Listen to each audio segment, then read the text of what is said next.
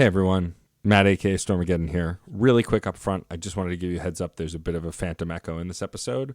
I isolated it as much as I could and edited it out as much as I could, but there are some moments where it still shows up. There's just nothing I can do. I've done everything I can. Everything else, though, about the audio should be fine. The quality, the volume, just that echo is going to come in every so often, and I wanted to give everyone listening a heads up. Also, Liana and I both forgot to mention the panel we're going to be on at PAX East. PAX East is at the end of February, and our panel is called All is Fair in Love and BioWare. It's on February 28th at 9 p.m. at the Arachnid Theater, and it's a deep dive into the romances of the BioWare titles and talking about why they still have the same impact today that they did when we first played those games.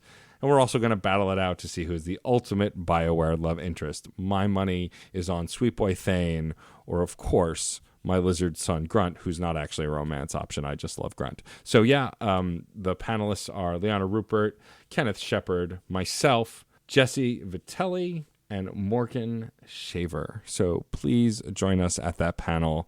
I'm really excited to be a part of it. Again, if you're going to be at PAX East on the Friday at 9 p.m. Arachnid Theater, come hang out with us. Anyway, no more from me. Here's the actual episode.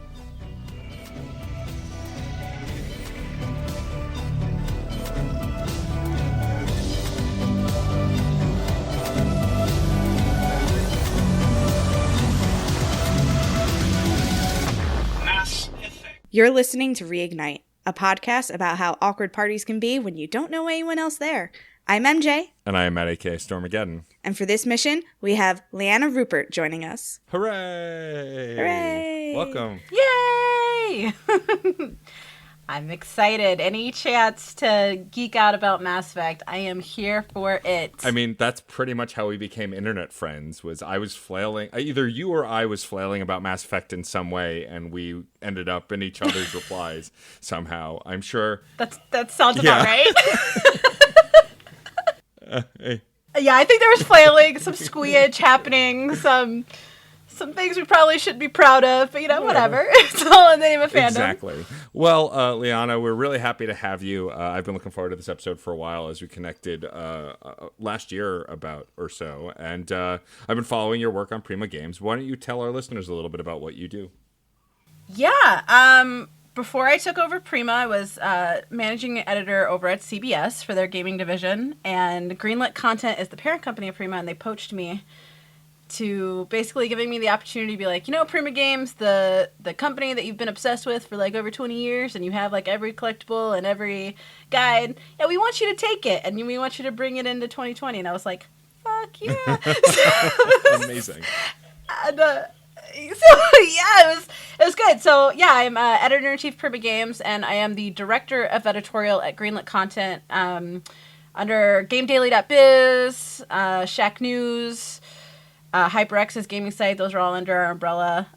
Recently took over as editor-in-chief of Twin Galaxies as well. Amazing. And then I work on PR too. So we actually just launched the Walking Dead Saints and Sinners game. I did the marketing for it. Oh, very cool. That's awesome. Yeah, so that we launched that. So it's been a very busy 2020 so far, but yeah, it's good. It's it's nice because I'm the boss at Prima, so I can write about Mass Effect anytime I want. And you do.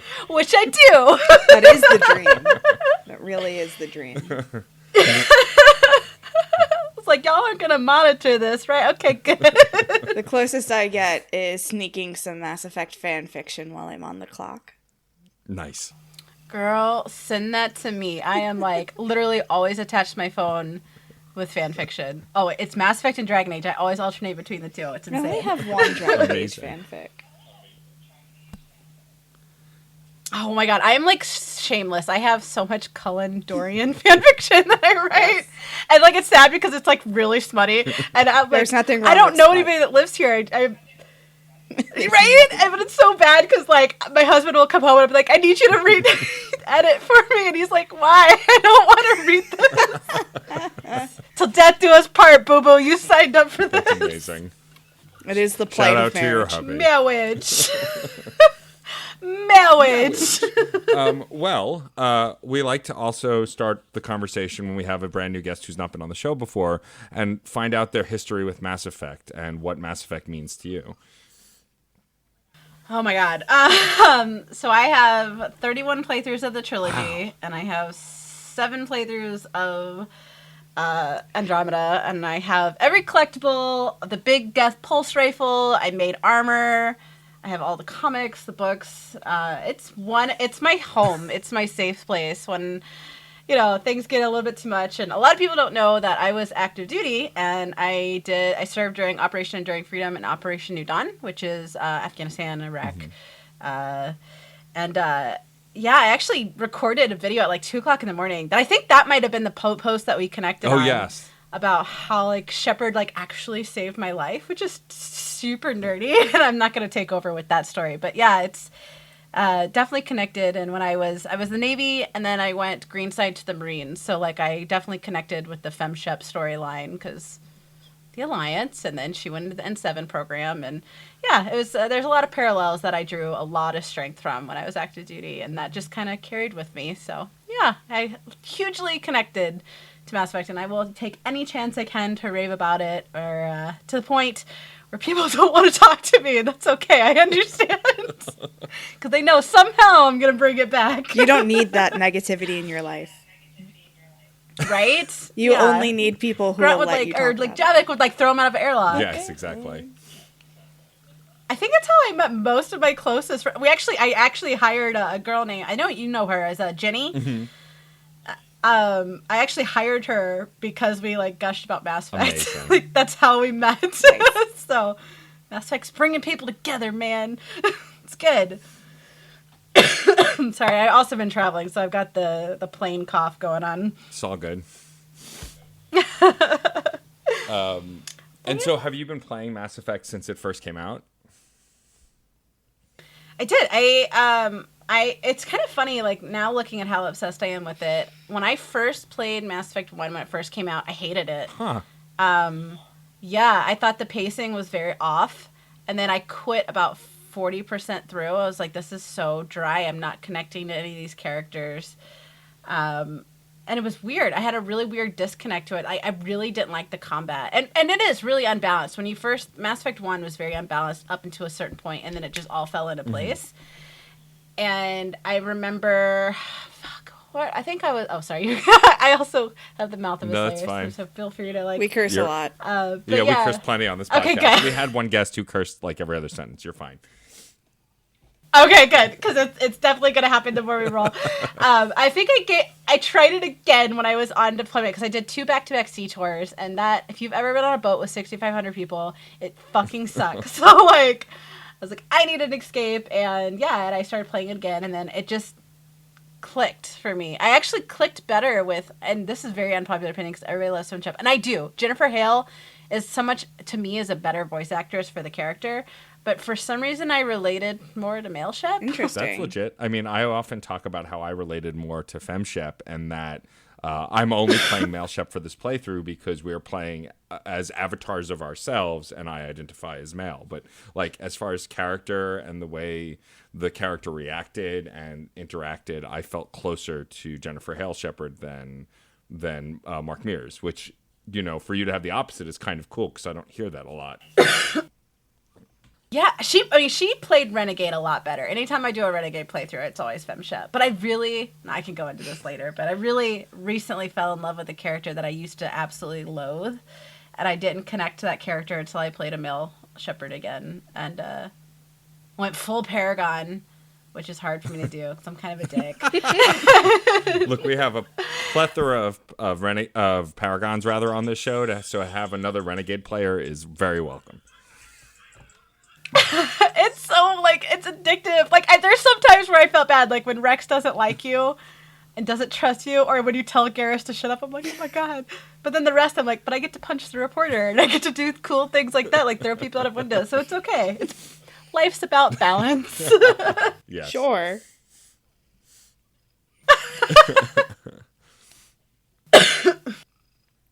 Who's the character that you connected with that you didn't before? Caden, actually. Interesting. I don't like his character development in the first one. Actually, what made me want to try him out again is because usually when I pay attention to the fandoms, And this happened to me in Dragon Age too. There's a character I really don't like, but I see a lot of love for them. I'm like, okay, there's something I'm not seeing. I need to like shift my perception and how I'm approaching this character. And it was actually a fanfic that I didn't realize was a romantic pairing because they forgot to tag it. And it ended up being a Male Shep Caden romance. And I was like, holy shit. Like, and the writer was so good. Like, she wrote exactly what was in the game, but from a perspective that provided a lot of the nuance. And I was like, oh my God, like there's so much like respect there that I didn't really pick up on. And so then I tried again. I modded it to where I could romance him as a male in the first one. And then in the third one, I liked seeing him loosen up a bit. This is my like my flag. So my husband has low scale autism. Like it's not like major or anything, but you can definitely, he doesn't do that great with the crowds or anything. And it was so interesting to me, like when I was playing, because I was being very analytical of him to match up with the fanfic. And I was like, I think Caden's like autistic. So then I kind of like saw a lot of my husband in him, because my husband was also military. And I think that connection kind of solidified it for me into the fact that I kind of identified more with Male Shep. And then I saw my husband and Caden. I was like, holy shit. Because it was like, straight up Shakarian, dude. Like, I'm gonna fuck that Birdman so well. Like, that's my thing. And it's so, like, the obsession is real, y'all, because, like, I'm not even kidding, and my husband will back me up on this. There was one time when, like, we first got married, I slipped up during the consummation, and I called him Karen. And I was like, and he was just like, yeah, I expect that. Excuse me, I laughed so hard that I started to die. The captain is looking at me very distressed. Oh. It works. So that might be one of... He even got me a body pillow. MJ has the same body pillow. Yes! Yeah, I was so happy when they actually sold it and it was no longer a joke. I was like, that was the right decision. It really was. Oh, goodness, I'm dying. Anyway. That's anyway, wonderful. I will say like one thing that was kind of cool is when they were doing the Anthem press tour, I got to interview a couple of people like Mike Gamble, and we were talking. And I brought up because I from my injury that I got overseas, one of the symptoms is like epilepsy, and I noticed a big trigger in one of the opening sequences of Anthem, which they changed, by the way. So major props to BioWare for making a huge change. And he like took me, like we went out on the couch and we just kind of it was less of an interview and just kind of talking. He kind of brought over some of the people that worked on the trilogy, and I got to tell him about, you know, my dark moment when I was active duty that I always equate to me still even being here. And like he teared up. Aww. And I was tearing up. That's so sweet. And then he like, it was like, I've been doing this for like over 15 years, but and then the next morning he like retweeted something I said. And he was like, it was a genuine pleasure. And it like meant so much to me because this is the flagship series that is like my core. Yeah, for sure. And to have that, it's just, that's a memory I'm going to cherish forever. I get it. I mean, even on a much lower level, but like just through Cameo being able to get Mark Meir to say that this is his favorite podcast on the Citadel and be able to run that at the tail end of every episode, like it just makes my heart so happy that, you know, he plays along. He has a good sense of humor on Twitter and on Facebook. Like these games, me and MJ have talked at length about this. Like these games are unlike any other games I've ever played. And a lot of the impetus for this podcast is realizing that it wasn't just the two of us who were so not just obsessed, but absolutely emotionally attached to this game and these characters. And so your story, and I think you're right, that's when we did connect. Like it meant something to me. And also to see someone on Twitter who reacted to BioWare's games in the same way that MJ and I do. Because while there are other fans, like folks at SDGC and a few other folks who I talk to a lot on the internet are fans, but not every fan is like you are and like I and MJ are. There are different levels, and that's with any fandom, but the ones that go super bonkers for this world and feel comfortable being a part of it, like that's the kind of level we seek to connect with, because the content is limited, but we love it all so much. And there's so many different ways to experience it. Like 31 playthroughs, and I don't think I've ever had a playthrough that was exactly the same. Although if you guys are like me, where it's like batshit insane, you guys are gonna get a kick out of this. We live in Chicago, but we do have tornadoes, and we have a 2-story house. And it was funny, we had a tornado actually hit. Like, it was like really, like, roof was going crazy. It was scary, and we have 2 dogs and a cat. And my husband was like, get downstairs now, and I was like, wait, and I ran up at like full speed, and he thought I was grabbing the dogs. I have this giant Commander Shepherd statue that's like 25 inches tall, and I came downstairs, and I was like, okay, I'm good, and he was like, where's the dogs? I was like, oh shit, and I like set it down, and it's literally, when you're active duty and you go IA, like, to, like, a war zone, you have to do a will. And it's literally written in my will that Commander Shepard gets buried with me. Nice. Amazing. You are not pawning this. That's just going to the grave with me, okay? Incredible. This is lovely. Clearly you are perfect to be on the show. Well, this is the part where we ask a little bit about your ideal playthrough and the choices that you would make in your ideal playthrough. Since you've done it 31 times, I don't even know that you have an ideal playthrough, but I guess the choice that you made the most often. So we'll go down the list and just let us know what choice you made most of the time, or your preferred choice. So first, of course, the Rachni Queen. Does she live or does she die? She lives. I killed her twice in 31 playthroughs, and it killed me every time to do it. She's amazing. Rachni Queen's the best. I just felt like the whole premise of Mass Effect was to learn and discover and to kill and to something not commit that has genocide. Such a powerful history. Sorry, I have a lot of feelings about genocide. Exactly. Yeah, well, as you should. I think that's a normal thing. But, like, I don't know. You go and you can easily see, like, it's not like it's hidden. You can see that she's entrapped, and I don't know, the communication. It's even using the corpses. Like, I didn't really see that as a disrespectful. Like, it wasn't like she was tossing bodies. Like, freaking let the bodies hit the ground. Like, you know what I mean? It wasn't like that at all. It was. You know, it's somebody asking for help, and at the end of the day, that's the core of Shepard's character is, how can I help you? You know, sure. And I don't know, I felt like it was very against his character. Even when I played Renegade, it was very against the character to smite them.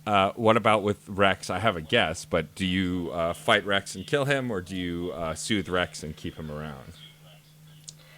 That's actually the one choice I've never done. I've never killed Rex. Even in my 100% Renegade playthroughs, I can't bring myself to do it. He reminds me of my Master Chief on the USS Harry S. Truman, and he was probably like one of my favorite people in my entire lifetime.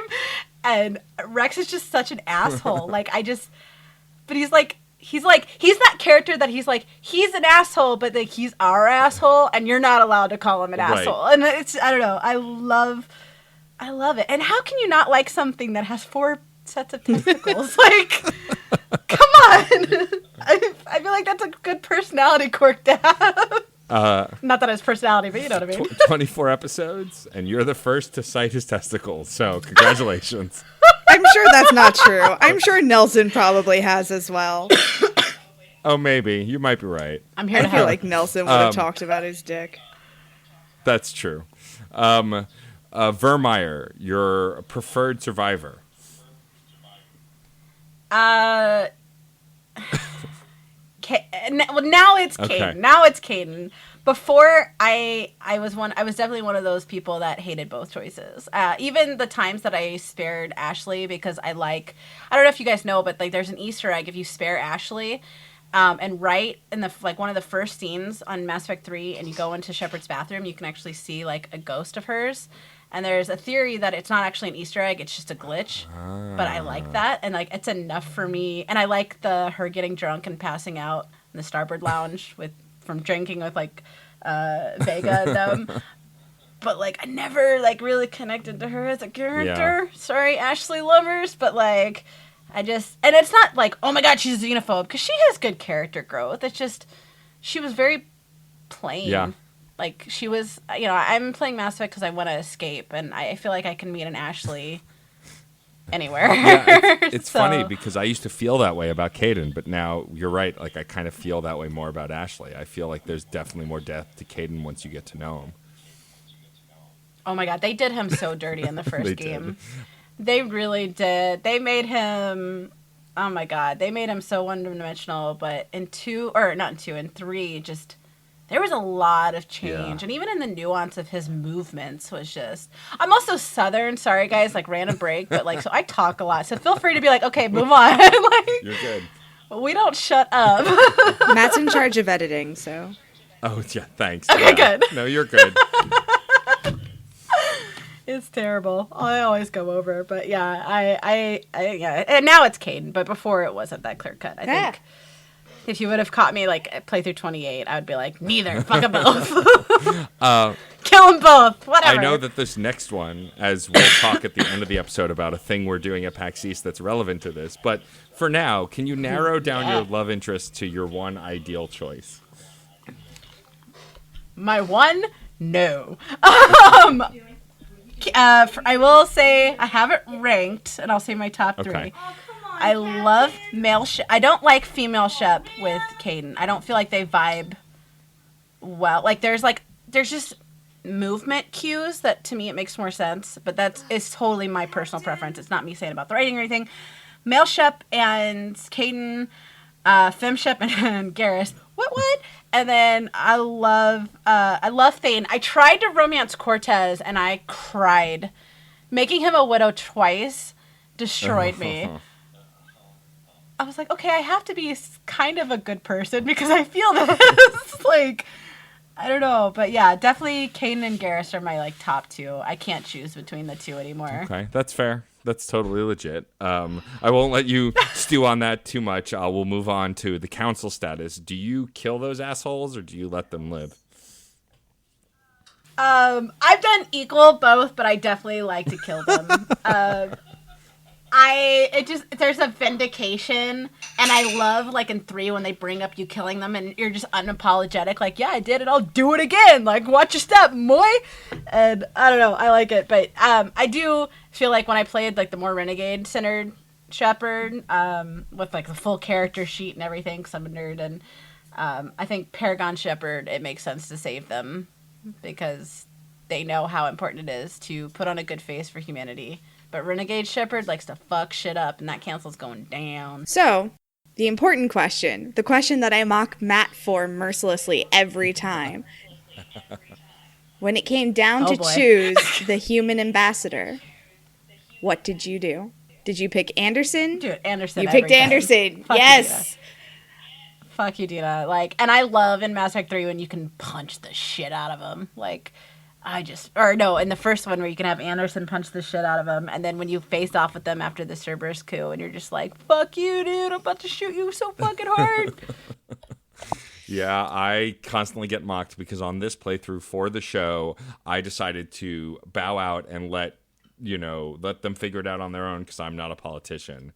And then Udina, of course, gets picked because, politics. And considering the current government situation in our country, I feel even worse. So, you know what? I regret abstaining from voting. Mind you, I didn't vote for the troll in office currently. I'm just saying, the obstinance vote seems way worse now that we live in the country we live in. So I regret that choice. Do not stand idly by. Sorry. Yes, that's complicity. No, my thing is, so I call it polydicking, and I feel like Udina is good at polydicking. And for those that have never heard that before, I don't know how he can talk with around all of those Turian and Solarian dicks in his mouth because he's deep throating everybody trying to get a place in humanity. And so, yeah, that's how he charms, is he was polydicking. Not that I actually was like, oh, yo, check your knees, son. But, I don't know. He's just such a kiss ass. Just, he's a good polydicker. Yeah. But Anderson's a better person, especially after reading the books and Anderson's story and how him and Kaylee, met. And no. Anderson's the better pick. I mean, he's sympathetic. He's Captain Dadderson, as we call him on the podcast, because he's your dad. He's your space dad. Yes! That needs to be a t-shirt. I would wear the shit out of that. That is something that we might be able to arrange. Well, after we're done with the show, I'll have to send you the link to our Kate and Alenko t-shirt that we have on the Reignite page. So, because it might be up your alley. Oh my gosh, yes. All right. Well, What's really great, Liana, is that your choices, while some align with us because you are a Renegade player on the regular, there is a divergence that, is nice to see. Unfortunately, when you have a bunch of goody two-shoes on the show as guests, we're going to have the same choices. Live dangerously. I don't know if that speaks well about me as a character or as a person, but, moving on. I don't judge. I try not to judge. All right. I think now is as good a time as any to get into what mission we're actually covering in this episode. MJ, how about a summary? I'd be happy to give you a summary. For Kasumi's loyalty mission, you must infiltrate a party of crime lords, ladies, and criminal envies under an alias. The host, Donovan Hawk, stole Kasumi's former partner's neural implant to get the information in his gray box. Kasumi has you navigate the party to find all the pieces needed to break into Hawk's vault. Once inside, Hawk reveals that he knew who Kasumi was the whole time, and he needs her gray box as well to get the information he wants. Once the battle is over, Kasumi must decide to keep the memories Keiji left behind or destroy them as he wished. I love this mission for a lot of reasons. But before we get to that, as the audience knows, we let our guests pick the mission for the most part. They get a run of whatever's available that doesn't have a guest already to decide what mission to choose. Liana, why is this mission important to you? Why did you choose this mission? Oh, fuck. Okay. I really like this mission because, one, you get to see Shepard in a different outfit, like spruced up, all schwanky like, because this was before the Citadel DLC came out. Which Matt still hasn't played, so avoid spoilers for that. I know, I missed it. We'll get to it. Dude, the Citadel DLC is like the one thing that I play the most. I like, know. that makes me go back for another playthrough. But yeah, no, you get to get all schwanky, and I like it too because like you see different facets of Shepard's like character and personality depending on his companions. Mm-hmm. Like I feel like with Caden he gets a little bit like softer. I feel like Garrus he gets more playful. With Grunt he kind of goes or she goes into like parental mode. And it's so funny because Kasumi is like this rebellious, almost teenager type archetype. And so you see Shepard as kind of like this old soldier of like just weary, and you can hear the sighs. I'm like, come on, like, okay, Kasumi, sure, whatever. And I like that because it's not military. It's not a mission in a traditional sense. And you kind of see Shepard as a person and kind of a tired person. They show their age a little bit in terms of how they're feeling, but I feel like Kasumi pushed Shepard out of their comfort zone in a way that can't be done on a battlefield. And I don't know, it was tender because there was a lot, despite her mission not being huge, like it wasn't a super long mission, you saw so many evolutions within her character within that short amount of time. And it really, I don't know, brokered a lot of humanity in Shepard, brokered a lot of humanity with Kasumi, and it really showed to me the impact that this war isn't just about the Normandy. These are other people that have been affected by the war, other people outside of the war. And I don't know, it gave an interesting look into the high life, too. Like the Citadel DLC did, too, with seeing, like, the different shops and stuff. You get to see the caste systems, the different economics, the high, schmoozing society that we've never been able to see before outside of politicians. And I thought that was a really neat perspective that it's like a nice breather from, war. It's an important mission, and it's definitely something that has a lot of value, but it's almost like a mini game within itself because it was such a different pace. Mm-hmm. It was a nice little breather, I thought. Also, it subverts a lot of previous missions and their kind of formula. Like, it's an entirely different formula. Agreed, 100%. It feels so fresh. It's nice. I genuinely look forward to this mission every time I play. Like, I'm like, I can't wait to do this one so I can just do it. Like, just get a little, like, a new experience. Like, the Citadel DLC and the Leviathan DLC are, like, my ones that I am like, this is dope. I can't wait to play this. All right. Well, that sells it really well. I agree wholeheartedly also. Like, I think that, and I guess as we steer into the deep dive, the really cool thing about this mission is, oh, that's right. As MJ types in our live spreadsheet as we're talking, we forgot to talk about our check-ins. I'm sorry, I'm dumb. It's okay. It happens. So before It's not a lot. before we get to this mission, there aren't a lot of check-ins on the Normandy after the last mission. I didn't bother to talk to Zaid because I'm still mad at him because he sucks. But I did check in with Tali, and something that's interesting. So I'm currently pursuing a relationship with Jack in this playthrough. I found getting to know her character is a lot more interesting. I feel like I've grown closer to her this time around. You know, I kind of come from a place of understanding that I don't know that I had in previous playthroughs. But talking to Tali after her mission, it's the conversation where she has her fever. And because I'm male shepherd, she starts to awkwardly flirt with me, and it's not just with male shepherd. Like my fever girl. Oh, is it? Does she do that with lady shepherd too? Okay, so I don't know if we have exactly the same conversation, but she talks about the fever, and we talk about her allergic reactions and how Korean physiology works and everything. And she says the most intimate thing two Koreans can do is link their suits and share the same environment. And she hasn't trusted anyone enough for that except for, and then she pauses and she goes, well, no one Korean anyway. And she gets really awkward. And make Tally bye! Thank you! Welcome to my soapbox. There's room Jack, for two. Why is Jack... Yes! And why is Jack not a romance option for FemShep? It's literally written in her storyline that she likes women also. That's some bullshit. Yeah, Agree. I agree. I would love a renegade FemShep with fucking Jack, and I guess fucking Jack. Yeah, that'd be anarchy for sure. The conversations are the same for me, but then you can push it a little further and tease her, and then the last conversation option I get is I can either say that I feel the same way, or say that I'm not interested in her in that way. And I felt so bad because she's so adorable, but my shepherd does not have feelings for her in that way. And she takes it in stride, though, I feel for Tali because the way she reacts to it is oh, I've been there, you poor summer child. I feel these feelings you're feeling of awkwardness, of opening yourself up to someone you like and them going, nah. And you being like, oh, cool, right, sure. Don't worry about it. Never mind. You want to get your heart stomped out?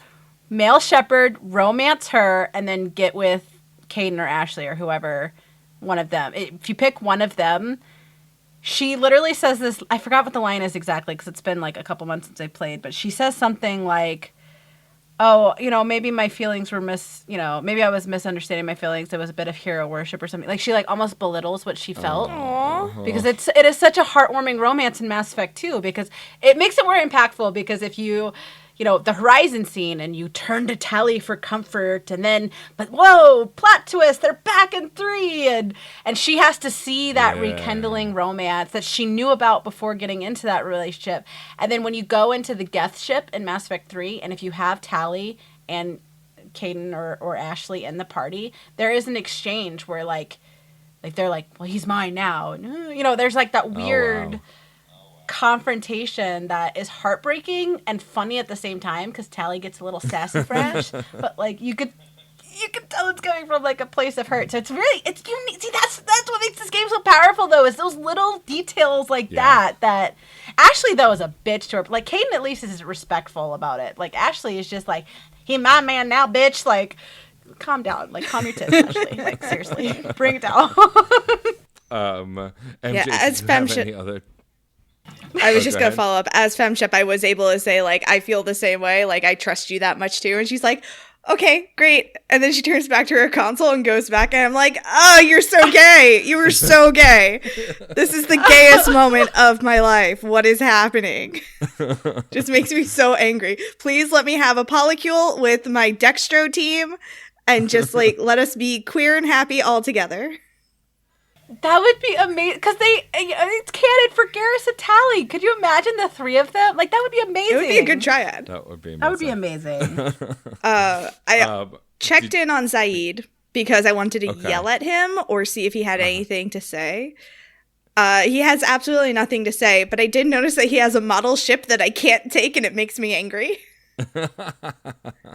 Yeah, I didn't even bother to check on him. Fuck you, I want it. Also, Kasumi said something. She said, "You really dodged a bullet down there. It took guts to stand up to Zaid, but I'm glad you did." Huh. Interesting. Yeah, I didn't talk to Kasumi before the mission. Sometimes she has something to say about the mission that you just ran.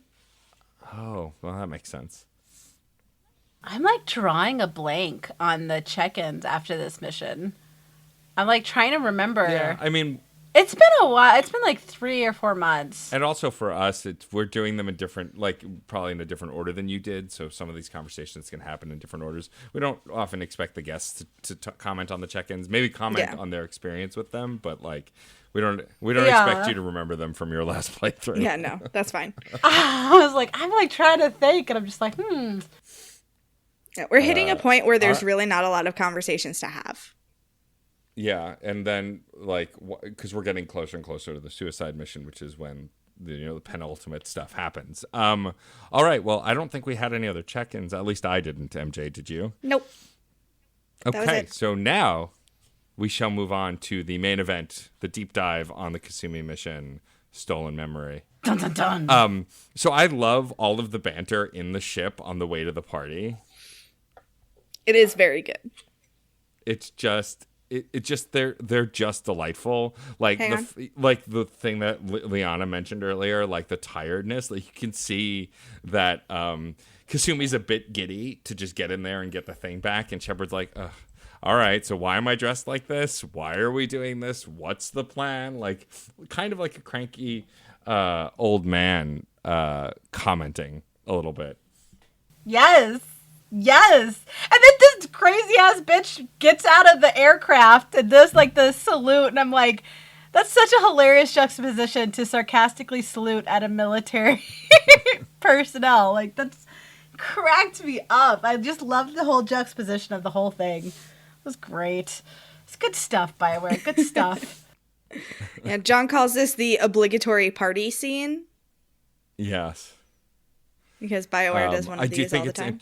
I think it's interesting that the gift you're bringing is a giant golden Saren. And like my favorite thing is like when you get to the party and it like, so not just when you get to the party, but the first time it happens is when they're taking it off the flatbed. Shepard gives it the Saren monument this look, and like Shepard does it every time you're in a room with it, like this almost half glare, like you're not real, but I still hate you.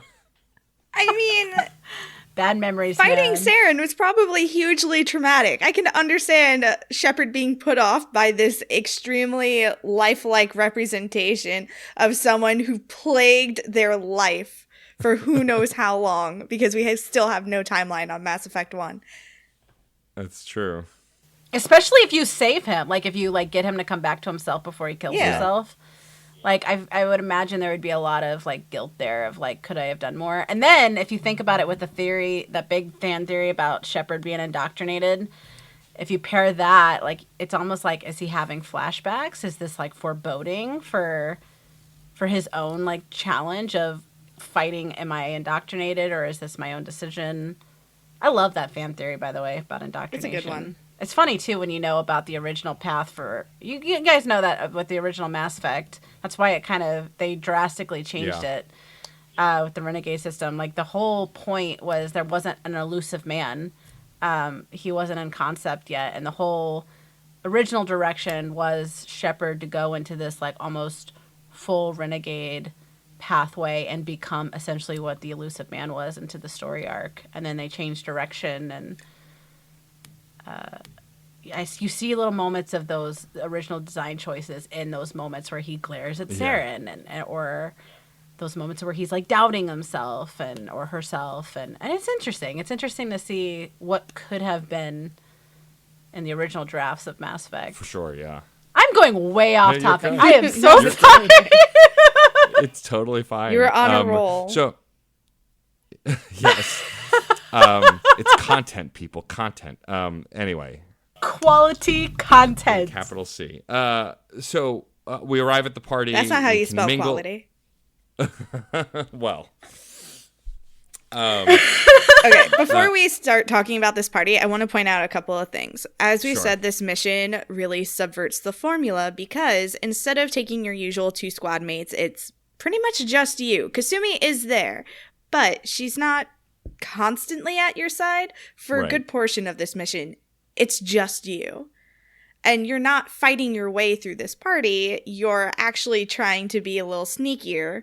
So this is a heist, basically, which is why I love it, because it's a heist. Well, yeah, and the funny thing is it takes tropes from heist movies, like as she's explaining the plan, she's showing things, like you're seeing parts of the party and stuff. It's Ocean's N7! Yeah, we need a Photoshop of this! I'm sorry. Ocean's N7, that's good. I like that. Now I'm gonna write that fanfic. Look what you did. I have to write that down. God damn it. I'm so it was angry. a necessary interruption, I promise. I'm so angry. Oh, somebody needs to mute my mic. But yeah, so it definitely feels like a heist, like you're saying, MJ, and for sure I like that you kind of have to explore and like listen to conversations and kind of wander around and find things. The structure of it is definitely unlike any other mission that we've done up until this point, and I think we do after as well. I love it, man. It's just so unique. Any kind of a game that can pull off a DLC or a little addition or side quest or something that just makes it totally off topic, I just love. Like, even like games like Outer Worlds have that with that one quest where you can go off and do LSD and talk to somebody's dead Amazing. Mom. It's great. Or the cannibals that invite you to dinner and say you're rude. Speaking of rude, can we talk about how fucking rude Hawk is when he won't shake your hand? Oh my god, yeah, and they linger in that moment too. Like you put out your hand and it just sits there, and they like keep the camera there for a minute. Like it's a power play, man. That's big dick energy. Like Hawk has big dick energy. I didn't do him a damn bit of good, but like for that moment, like because Shepard already has the reputation too. Like you don't mean shit here, right? Like, fuck you, little boy. Well, because you're also not Shepard here. You're Solomon something. Allison. Yeah. Gunn. Solomon Gunn. You know he knew. You know he knew. And you know everybody knew. Because, like, Shepard's face was everywhere in the news after the Ascension. I actually made a note debacle. about that because later he says something like, kill the other one, and he doesn't know who Shepard is. And I'm just like, buddy, pal. You were really bad at your job. Living under a rock. You're so bad at your job if you don't know who Shepard is. If you're supposed to be like the number one criminal, capital C criminal crime boss, you suck at this. Oh, what a tool. And was there something else you wanted to point out before we go on to the party, MJ? Also, I hate him because he killed Keiji. Well, yes. I mean, we all hate him for that. KG seemed like such a sweet boy. Although we don't know that yet as of this. Once we're in the party, though, it's interesting because, like, it reminds me of the old school Citadel on the first game where you can walk around and just listen to conversations, and they're not just one-liners. Like, people have full-fledged conversations that you can't interact with, but that you can listen to. My favorite one was where they're speculating about Archangel. Yes. Yes! They're like, I'm glad he's dead. That was so perfectly done. It made me. That's the only time where I wish that like you could have a companion, because I would have loved to have Garrus in there just to be like, yes, fancy boy Garrus. Come on, yeah, fancy boy Garrus. Set these little fancy pants straight, man. You know, get them. I understand that they wanted to do something a little bit different with this mission, and that's why it's just you and Kasumi, but they could have easily have had it been your usual 3-person squad and just had that second person also fancy up and like you two are partners or they're your bodyguard or something. I don't know. I felt it was unnecessary at this point because you could have had a lot of fun with this and you didn't do that. You just want to see Garrus in a suit. Yes, I do. I mean, she's not I wrong. make no apologies for any decisions that I make in my life, especially where Garrus is concerned.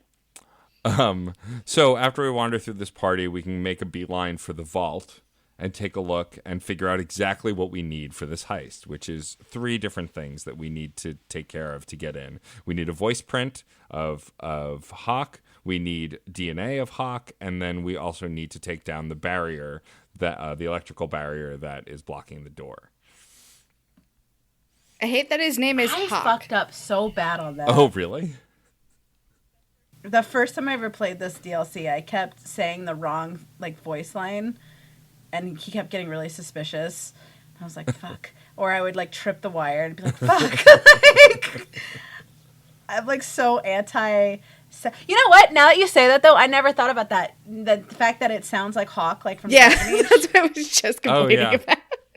I hate that it's really Hawk. confusing. It's either you sound like Hawk from Dragon Age, but also Hawk I don't know. It sounds like Hawk, and he does act like a bag of dicks, so it's kind of appropriate for that. That might just be me too. So how's the weather? I do like that. So for the voice print, Kasumi asks you to get him talking, and I like that if you have the Renegade or Paragon option, you just say one thing, and then he gives this grandiose speech, the arrogant a-hole that he is. The traditional bad guy speech. Yeah, I paragoned in that moment, and I was just like, please shut up. Please shut up. I know I wanted you to talk, but I regret that decision now. Please stop. I'm very upset that I had to talk to you. And afterwards, Kasumi is like, well, you got him talking all right. She's like, wow, what did you do? My least favorite line from his speech was, to those of us who do the terrible things that keep the galaxy spinning. I was just like, you're gross. You're gross. No one needs to do terrible things to keep the galaxy spinning. You just think that you have to because you're greedy and you're terrible and you're monsters. Yeah, he's I mean, that's the whole point of this speech, right? Is to prove to us that he's a terrible dude, even though we kind of knew that already. I don't know. It really annoyed me. That rubbed me the wrong. I don't know. I have a very big aversion to people that throw their money around and political figures and just wealthy like that, obnoxious wealth. And I remember, I mean, obviously it's meant to make you feel a certain way and to rub you the wrong way, but I just remember thinking that and being like, this character is so self-aware. They know they're a bad person, and they're almost twisting the words to flaunt it in your face that I'm a bad person and I'm doing it so fucking well. And I just couldn't. I remember the first time I played this, I remember just thinking I cannot wait to just shoot the fucking shit out of your mouth. It's gonna be so goddamn satisfying to just blow your face up amazingly, because it was so cocky, and it was just, you're saying this to a person that, in Mass Effect 2 died. Yeah. You're saying this to a person that died to be a good person, died to save people, and you're sitting here flaunting your evil predisposition. No, fuck you, dude. You're going down, homie. That was my mini rant. I'm angry. It's legit. He definitely deserves your ire. After we get the voice print, I next did the barrier by accident. With the statue? So I remembered that you follow the piping, but then I didn't follow it. I just wandered around the party for a little while and then ended up in the area where the statue was and went, oh, what happens if I touch the statue? And then Kasumi appeared and disabled the thing, and I was like, oh, fuck, all right, I figured it out, great. Good job. Well, that was easy for a mastermind. Yep. Killing power to the barrier was not the most difficult of these. I feel like the trickiest one is getting the DNA. Yeah, so as far as the way I always do it is I break in. I jump off the balcony and then break the window, and then go in to his private quarters that way. There's no other way to do it, is there? Yes, there is. And that's what I did. Oh, really? Yeah, I was about to say, yeah, I do it always the other way. That's interesting. Huh. So I went into I did some snooping around and I picked up some stuff and I learned about Captain Rowe, who is the person that everybody fears more than Hawk because she's in charge of security. And then I broke into the security office to find the word that we needed. Did that too. Mm-hmm. And Kasumi did her stuff. And then I went and I approached Samuels, who was guarding the entrance to Hawk's bedroom. And he said no one was allowed in without authorization. And I said I did have it. And he said, yeah, whose? And I told him on Chief Rowe. And then he tried to page Chief Rowe, but Kasumi tapped in and pretended to be her and got me in. So then I was able to just sneak in. And then I just inspected all the things. And then I left. And nobody knew I was there except for Samuels.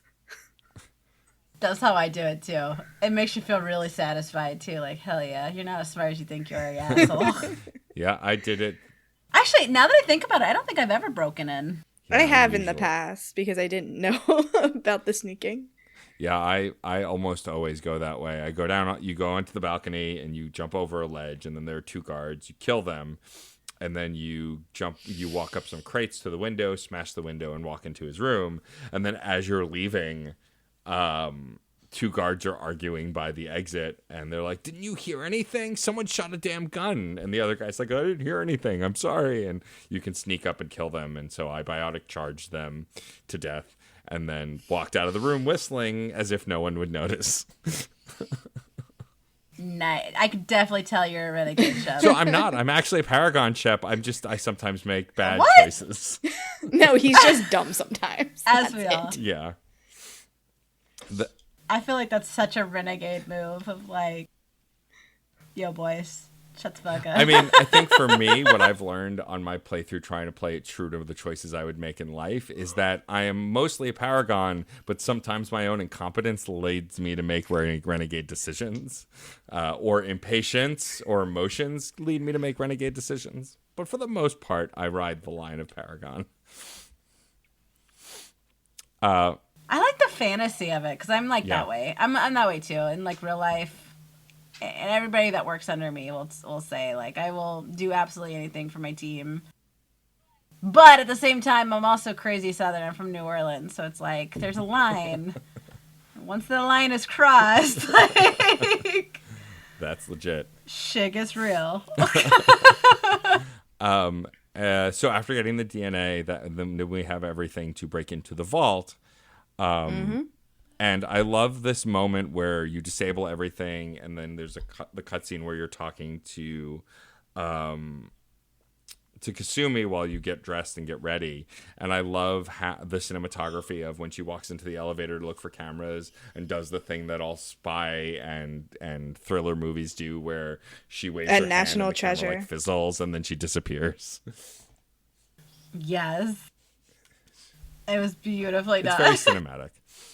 Yes, it was very good. I like the Easter eggs too. Once you get yes, I took notes on some of the things that we see. I love that straight in the back is a giant ogre from Dragon Age. Yep. And Kasumi's only comment is, "Boy, I wouldn't want to meet that thing in a dark alley." I'm like. If you play Dragon Age Inquisition, there's a grunt. There's a grunt head mounted. Oh, really? There's a Krogan mounted somewhere. Yeah. Amazing. Yeah. It's friggin' awesome. It is such an awesome Easter. I mean, kind of like Mass Effect has the one. There's something on this planet called a blight or something. I'm like, yes, good job. Yeah, you can find Thetas. You can't visit it, but you can find it. And they even mentioned the blight. That's awesome.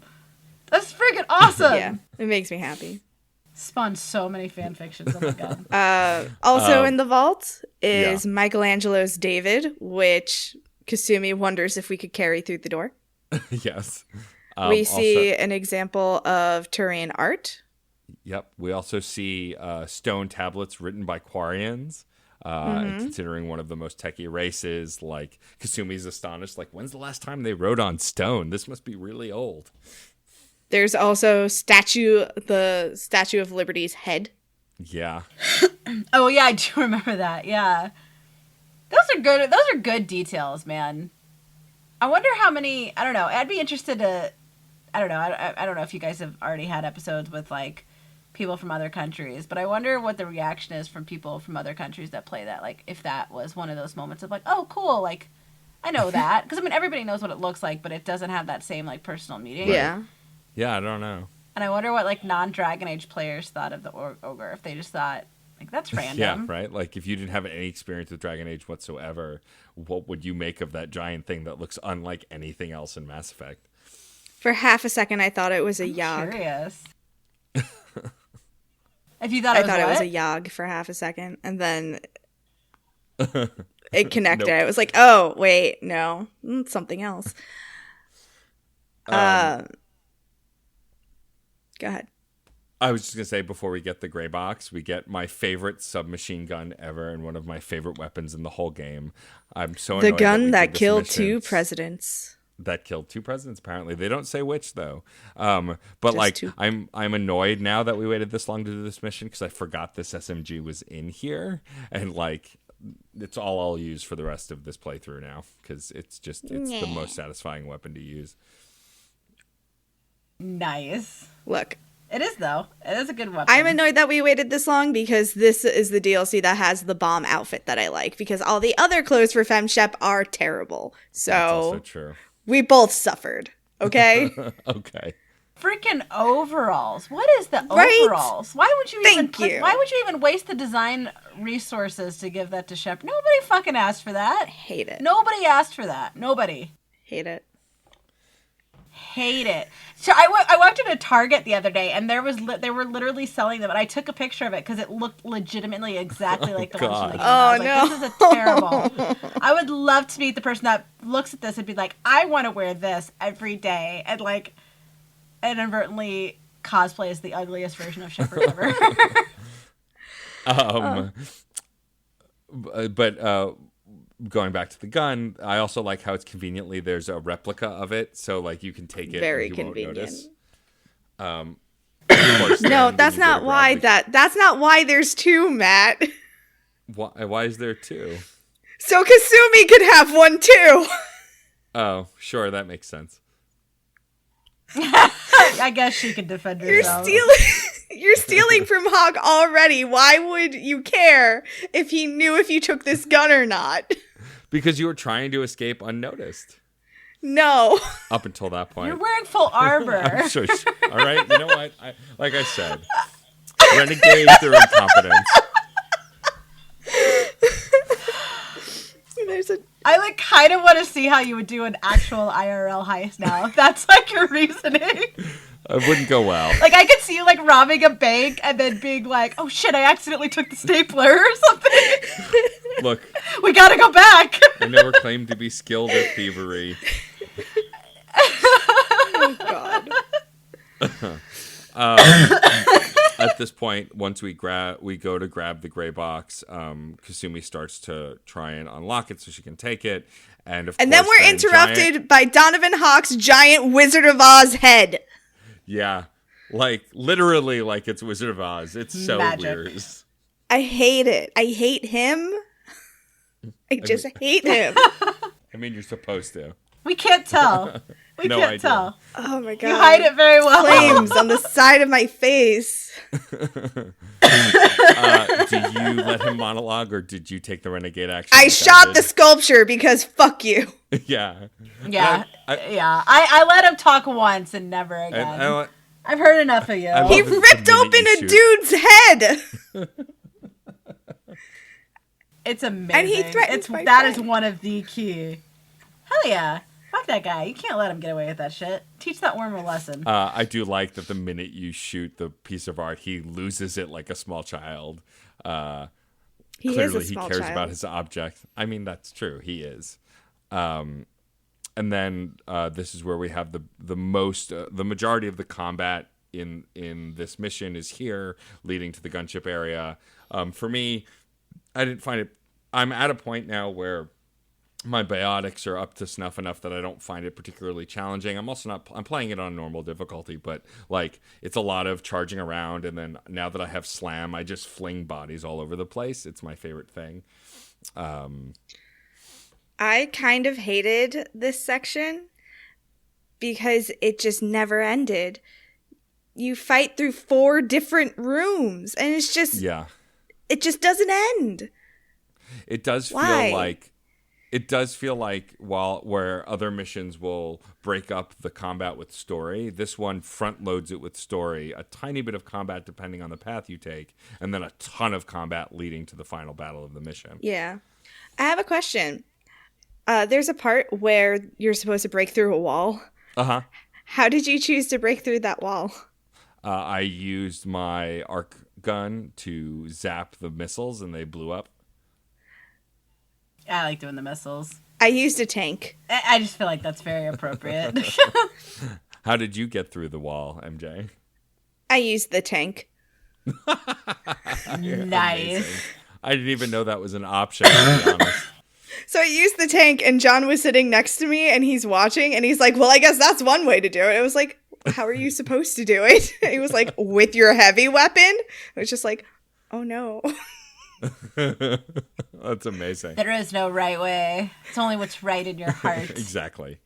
Well, for me, it was the tank. I agree with you guys, though. Like, it was very, to me, that whole sequence was very tedious. Like, I'm with you. It wasn't challenging, especially depending on when you choose to do it. Like, by the time I usually do this one, my shepherd's already pretty souped up. And it's not challenging. It's just tedious. It's okay. We're shooting just to shoot. It's not, I was never really felt I was in danger of dying. Yeah. And it was a lot of repetitive dialogue too. I don't know if maybe I've just gotten unlucky and gotten a lot of glitches, but it was just like, it felt like a lot of the same dialogue just repeating over and over again. No, I feel that too. Until you whittle down the health and the gunship and everything, and he starts going into like the final stage of the conversation. But I don't know. I felt like it was prolonged way too much. I feel like they were kind of trying to milk that a little bit. And length does not mean challenge. Yeah. Like, that doesn't necessarily equate. I felt for that sure not. the fighting to the, like, landing area could have been half as long and been, like, 2 rooms instead of 4. And the gunship was just annoying because you couldn't really do anything until Kasumi could jump up and rip out the shields or whatever she had to do. Which, why did we have to wait? Like, what was the trigger point for her to jump up there? I couldn't figure out what it was I had to do to get her to do that. And it just felt like she would do it randomly. I don't know. Yeah. I kind of felt like that was a little bit of a plot hole, too, because Kasumi had such an intricate layout of the plan. And I feel like she wouldn't just misplace a gunship. Yeah. Like, I feel like if we were being completely true to character, she would have done some kind of recon to either disable it beforehand or prep beforehand. I feel like it wasn't natural to that story arc for the gunship just to catch everybody by surprise. Like, I know where everything is except this massive gunship that comes out of nowhere. I mean, It did, on a meta level, like in the notes, MJ writes, "Why is it always gunships? It's always Why gunships is it always because gunships?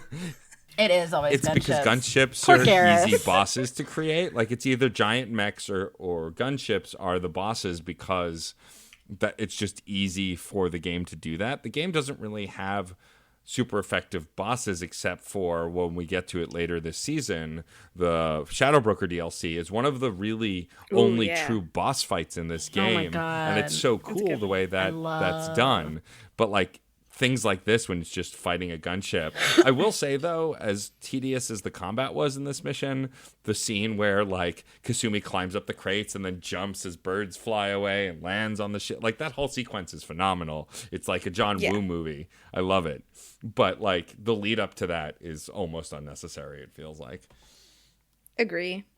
Yeah, and sometimes they do like a good lead up. Like, I feel like Fane's mission, even though you don't technically get a boss fight, the lead up was very satisfying and the conclusion was very satisfying. No, I agree. I felt like the end was a little bit, it was prolonged in the wrong places and it was rushed in the wrong places at the same time. But I agree. And I'm playing Destiny 2 a lot right now, and like we're just doing like the raid and the event grind. You're right. It's always fucking gunships. So annoying. Science fiction likes its gunships, I guess. But when we defeat the gunship and it just explodes, like there's no. What I love with this particular mission is a lot of missions like this. There's a final monologue or like someone yelling. It's no. Once the shields are down, you blow him up and he's done. He's gone. And it's kind of glorious. Though I do regret not being able. Bye. I regret not being able to punch him in the face myself, but it is satisfying to watch him explode. Bye. It was great though, because you're robbing him of his big moment. Like he's such a grandiose type character. Like I have to have the last word. I have to be the biggest, strongest presence in the room, and to rob him of his final. Like I don't know. Can I say a Game of Thrones? Well, I'm sure everybody's seen it. Go but for it. Okay. Like the end, like through all of the seasons, like Cersei's whole thing was about being in the spotlight, being the one with the power, never giving up her power, being the one that everyone looks up to and never look down on. And so for her to die, well, obviously Jaime was there, but for her to die essentially alone with none of her accrued kingdom that she fought so hard for but never actually cared about, to die alone and buried under rubble was so like sweet justice. Because you killed people, you stomped on people to be in the spotlight, and you get nothing in the end. And I felt like that was with him, is he always thought he was the biggest, baddest bitch in the room, and you blow up just like everybody else, homie. Like, bye. Sweet justice. Yeah, I agree. Narratively, that's a very fitting end. Yeah, I agree, for sure. And then, of course, we now have the gray box, and on the shuttle back, we get to interact with it and figure out exactly what's in there, which is a living hologram memory of KG and all of their time together. And plot twist, so we find out... What was that, MJ? Oh, I was going to say, so what I love is Kasumi does not even wait until you get back to the Normandy. You're on the shuttle, and she's like, we're doing this right now. Yeah, I need to be with KG. I need to see this thing. And plot twist, of course, all of the memories are interlaced with incriminating data and information on the Alliance that could cause huge problems for them with the council races. And that's what he was hiding and smuggling to protect the Alliance. And you now have the choice of either deleting all of these memories, convincing Kasumi to delete the memories and also delete this incriminating information, or to keep it and then just hide, disappear, keep the information. And so you have to make a choice, which I always find it odd when Shepard is influencing these massive choices, but I guess it shows that the crew is learning to trust you. And so MJ, I can guess at what your choice was, but I'm curious, what did you choose here? So I wished that there was an option to tell her that it was actually her call. This is one of those moments that I feel it's appropriate to stand by and say, this is your choice entirely. Like, I should not be participating in this choice because this affects your life the most. But that is not a choice. Nope. So instead, I told her destroying it was what he wanted, and it would be honoring his wishes. So that's the next best thing. If I can't tell her to do what she feels is best, then telling her to honor his wishes is the next best thing that I can do. Yeah, I told her that if she wants to keep it, she should keep it. It's hers, and she should do as she feels is right, which she does. She keeps it. She says she'll go into hiding. She'll lay low. She'll disappear. Whatever it takes to keep this and not have to lose her memory of KG. Interesting. We finally differed on something. Yeah, I'm shocked. But I felt the same way. Like when presented with this choice, I went, "Wait, what? No, this isn't up to me. This is not my business. Why am I choosing?" But when I didn't see that there was an option not to choose, I went with the option that would make my crewmate happy, and I'd be willing to defend their decision if it came to be, if it was the thing that made them happy. That was my logic, anyway. Which is totally fair. I feel like either would have been appropriate. I'm sorry. Go ahead. No, you're fine. I'm kind of the same way. I actually, the first time I ever did that mission, I thought I screwed up and didn't have enough Paragon points. I was like, this is really inappropriate. Like, I don't know you like that. And I ended up, I've done both, like, obviously, with that many playthroughs, like, it's impossible not.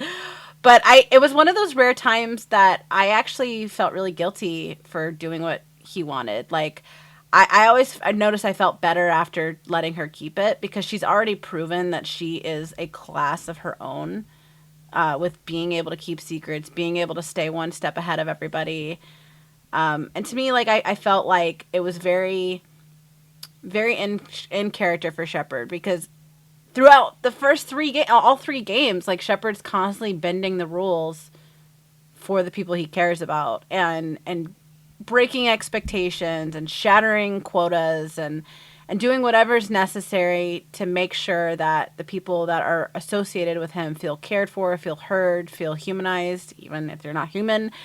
And I felt like that would be the path, if I was in Shepard's shoes, that I think they would have that moment of split decision. Like, do I think with, if you're playing male Shepard, John, or do I think as Commander Shepard? And I think that would be one of those times where he wavered between the two personas, and he would go for the more human. And because they do, like, you witness this very vulnerable moment. Like, if they didn't have that sequence, it would have been a very different. But you see her, this devil may care character that can jump from gunships with no problem, and to see her like that vulnerable, I feel like that would speak to something within Shepard, especially him newly coming back to life.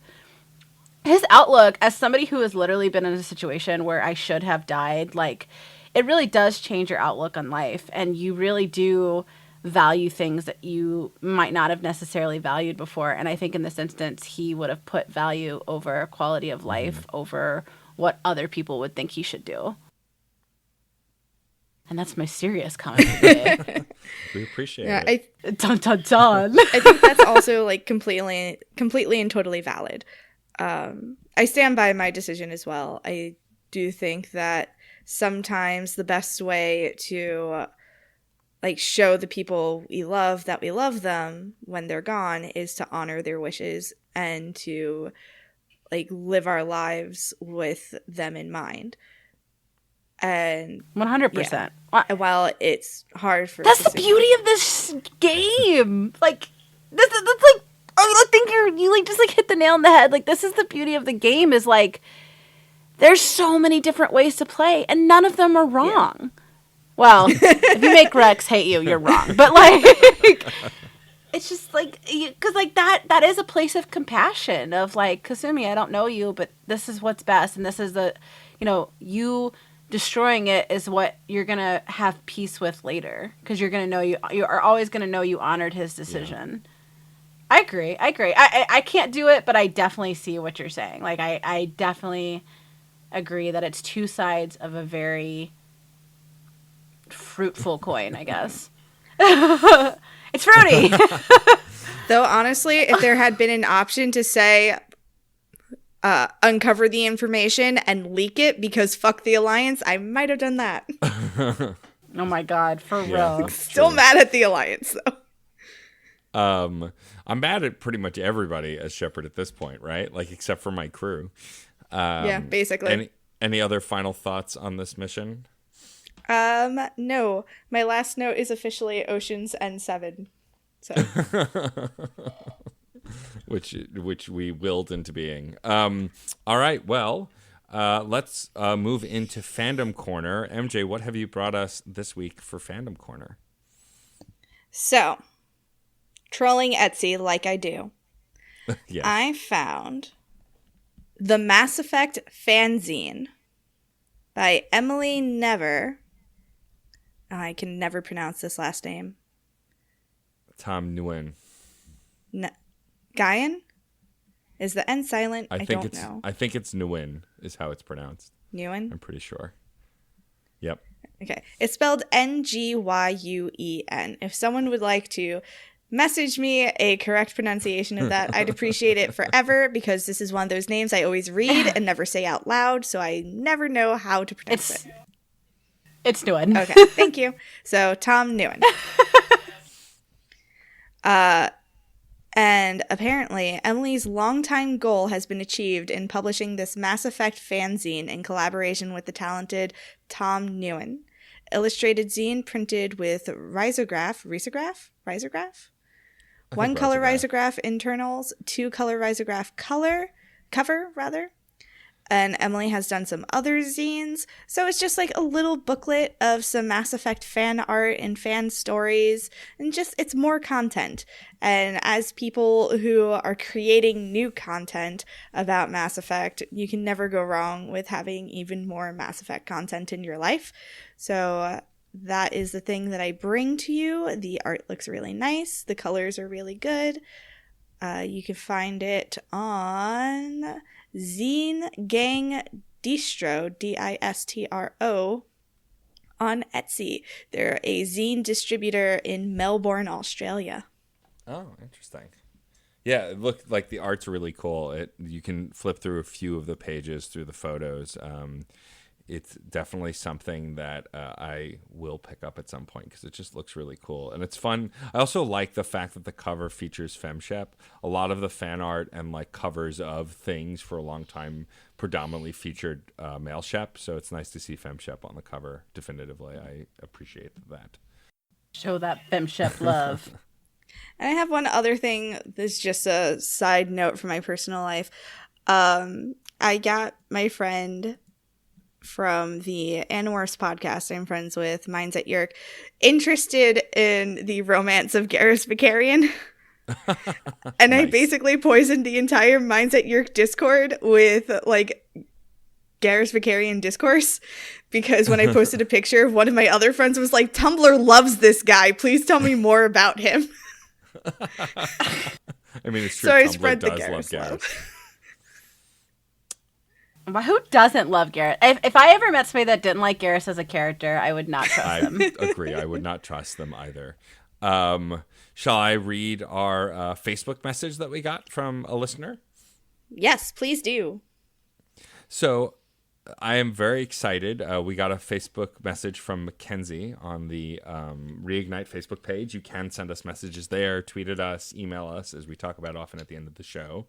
And so I wanted to read their message on air that MJ put in our notes for me, like the star that she is. Hi, I just discovered this podcast and I'm already obsessed. I started my 13th playthrough. It's not 31, but, you know, 13's still good. I don't know if I should really be admitting these things. Trust me, you're fine. Our guest today has played 31 times. 13 is not that bad. Don't worry about it. Recently, and this has been a wonderful companion for my current playthrough, I've always wanted a podcast to just discuss all the details with every part of the games. It's also amazing to have a female point of view that is also Team Shikarian as well. Thank you for doing what you do. I love y'all. Well, we love you too, Mackenzie. Thank you for writing us that lovely note. I am Team Shikarian when I play FemShep. I'm just not playing FemShep for this playthrough. And you cannot romance Garrus as a male, which I think is bogus, but there it is. All aliens should be queer. Yes. Also, like, if I've said this before, and I've said this to Liana before, if Thane were a queer character and an option for male Shep, he would be my only choice every time, because that dude is smooth. Dude, he's got... damn. Like... This bitch, like, dropped in from the vent, and I swear to God, I instantly got pregnant. Like, he is probably one of my favorite. But yes, Mackenzie, thank you for that lovely note. Feel free to review us on your podcatcher of choice. That also helps us get featured so other folks like you can find us. As we wrap up the podcast, the next episode is the Reaper IFF with friend of the pod, Adam Bailey. They are going to be on the show, and I'm really excited to have them on. The nice thing about Mass Effect 2 is you can still play after the final mission. But if there's anything else that you want to do before you're locked in, now is the time, friends. Yep. We are going to discuss all of the side missions and post-game content after the suicide mission, but the Reaper RFF starts a series of events that limits what you can do if you want to completed in the most efficient way possible and save people, blah, blah, blah. Spoilers. So wrap up those side missions if you want, or you can do them post the suicide mission, which we're coming up on. I now want to take this moment to thank our incredible guest, Liana, for being on the show. Thank you for joining us. Thank you for having me. It was very fun. I'm glad you guys were okay with my rambles and all the F-bombs. We'd love for you to do some self-promo now. Tell folks where they can find you on the internet and find the stuff that you do. You can find me. Pretty much my name everywhere is my gamer tag. Don't judge me. It's Dirty Effin' Hippie. DIRTYEFFINHIPPY. Because I'm mature. You can find me at Shack News, Twin Galaxies, Prima Games, as well as the media company that my husband and I launched a couple of years ago called Don't Feed the Gamers, and that's don'tfeedthegamers.com. I primarily play on PC, so if you guys are looking to play or something, I am Steam, same name. Every gamer tag is same name, so yeah. Awesome. Well, thank you again for being on the show. We'll have to have you back for the third game, since it's clear you have a lot of feelings about this game. Oh my God, please. I would talk about this every fucking day if I could. Anytime. The episode map for the third game will be done somewhat soon because my husband, gem that he is, took notes as he played the third game and mapped out everything for me. Aw, thank you. So John. I have to sit down and turn it into a spreadsheet, but he's a good egg. If you like what you heard here, follow us on social media. We're at ReignitePod on Twitter, Tumblr, and Instagram, facebook.com/reignitepod, or you can send us an email at reignitepod@gmail.com. As mentioned earlier, don't forget to rate, review, and subscribe on your favorite podcatcher. It helps us get seen so other people can find us. We're also members of the Certain Point of View Network. Visit certainpov.com to find more nerdy podcasts, each with a unique point of view. You can also find a permanent invite link to our Discord server on the website and join in the conversation about this podcast and others as well. We also do some other stuff. Matt, what do you do? I do several other podcasts on the Certain POV Network. One that's more of a general gaming podcast, a movie and TV podcast that has a new guest every week, and of course this one that you are listening to.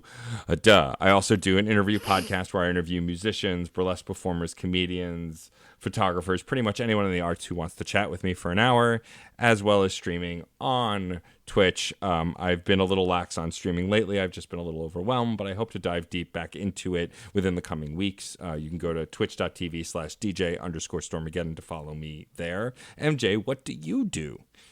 I have two other podcasts. One is called The Circle of Friendship, where we do a deep dive into the Tamara Pierce series Circle of Magic. We're on book 2, Triss's book, and it's only going to get better from there. So join us at COF Pod on Twitter. I also do another podcast where we go into the works of Rob Thomas. No, not that one. That's called the Rob Thomas, No, Not That One Robcast. You can find that on Twitter at notthatrobcast. Nope, no dots, just Not That Robcast. Don't know where I was going. It's okay. It's all good. We'd like to thank Christina Red Spinks for our It's Okay to Be a Marshmallow t-shirt on Redbubble featuring our favorite marshmallow, Kata Delenko. You can find more of their work at KS Does Art on Instagram. We'd also like to thank David Boyle for designing our logo, which you can also get on a shirt through Redbubble, and Dan Bull for letting us use the Mass Effect rap for our theme music. I'm MJ. And I am Matt, aka Stormageddon. And I'm Liana Ruppert, and we should go. You're listening to Reignite. I'm Commander Shepard, and this is my favorite podcast on the Citadel.